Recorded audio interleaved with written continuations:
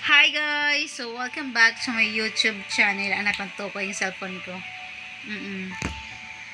So, today's video, may napanood lang ako sa Facebook ko na lagi dumadaan sa news feed.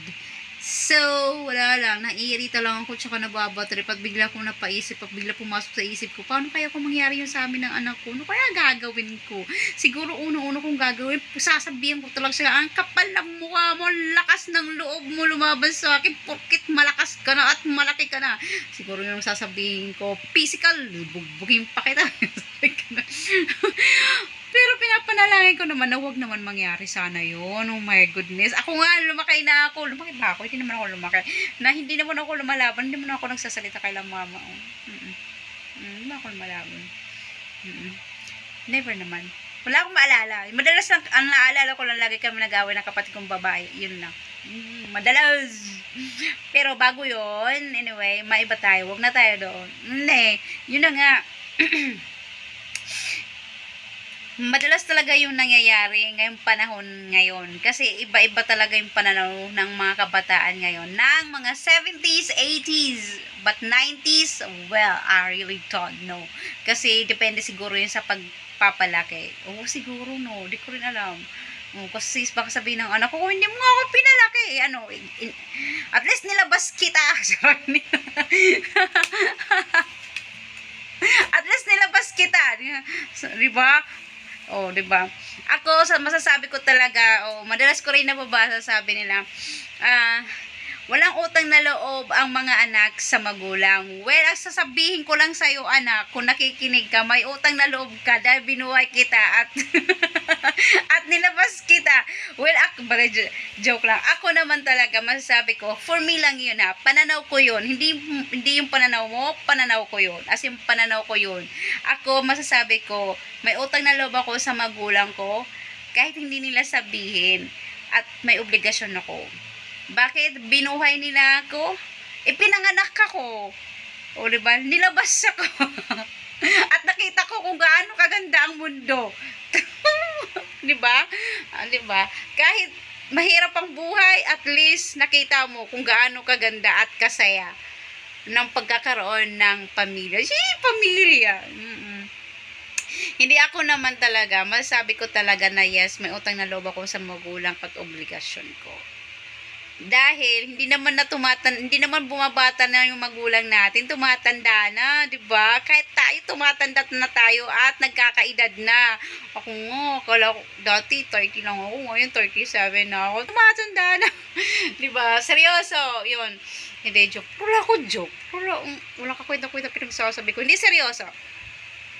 Ito na nga. Ako masasabi ko, ang pananaw ko sa buhay ay gusto ko talaga maibigay lahat ng gusto ng magulang ko. Pero, doon lang tayo nagkatalo dahil hindi natin afford. Kahit gustuhin man natin tulungan ang magulang natin. Kasi ako seryoso. Yung tatay ko, 61 na. Hanggang ngayon nangingisda pa rin. Nagtatrabaho. Kung ako maraming pera, seryoso. Siguro sasabihin ko sa tatay ko, tatay, huwag ka na magtrabaho. Pumunta ka na lang sa sabungan araw-araw. O, di ba? O, pati yung mama ko, mama, wag ka na mangutang. O, ito. Kaso, hindi natin kaya. Oo. Hindi natin kaya suportahan yung magulang natin. Kasi wala tayong kakayahan na ganon. Mayroon man tayo kakayahan sa mga small things lang. Kaya kailangan siguro ako mag-asawa ng mayaman. Billionaire. Oo, para maibigay ko lahat ng mga gusto, di ba? Para ako naman kasi gumagawa lang ako ng mga small things lang, yung kaya ko lang. Oo. Yung kaya ko lang ibigay. Pero yung magulang ko naman, the best talaga yung kasi hindi sila yung humihingi. Oo. Sabi naman ng mama ko, nahihiya yung humingi. Oo. Pero yung kapatid ko lagi yun. Like, si ganito si mama, wala ganito, wala, bla, bla, bla, bla, ganito.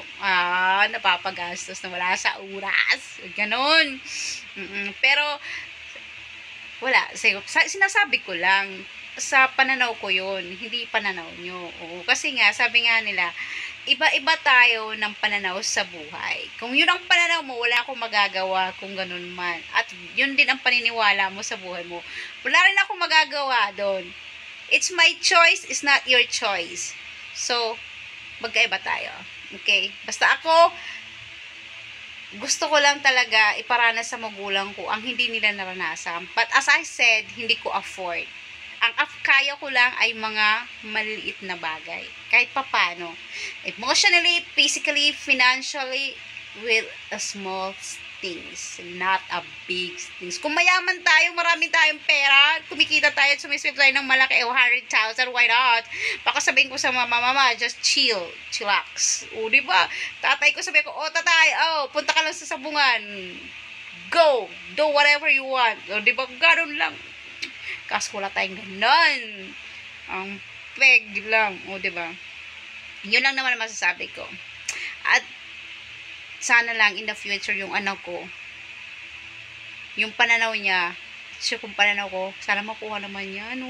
Yung ugali ko, sana makuha ng anak ko. Huwag naman yung ugali ng tatay niya.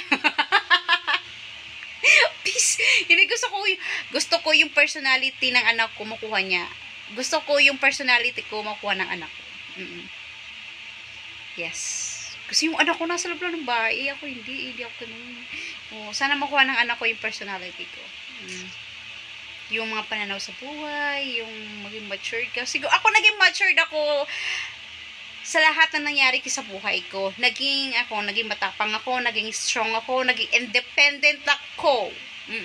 Kaya ko na lumaban. Akala ko dati, when I am heartbroken. Wow, heartbroken. Hindi yung totoo no dati. Sabi ko sa sarili ko, nakipaghiwalay ako, baka hindi ko kaya ibuhayin yung anak ko. Pero nakaya ko. Pero now, I laugh. Pinagtatawanan ko na lang sarili ko, nagawa ko pala yung ganung bagay. Ew. Never. Yung sabi ko, I'm begging you, yung parang mga ganung bagay nang umiiyak ka. Sabi ko, oh my God, ginawa ko pala yun. But I'm strong right now. I'm moved na. Yeah, I love. May love na ako. Sana siya nga. Char. Hindi, seryoso. Oo. Yun na lang talagang gusto ko sa buhay. Na sana lang, magawa ko yung lahat ng bagay na gusto ko sa buhay. Simple lang naman. Pero, i-manifest natin yan. Okay?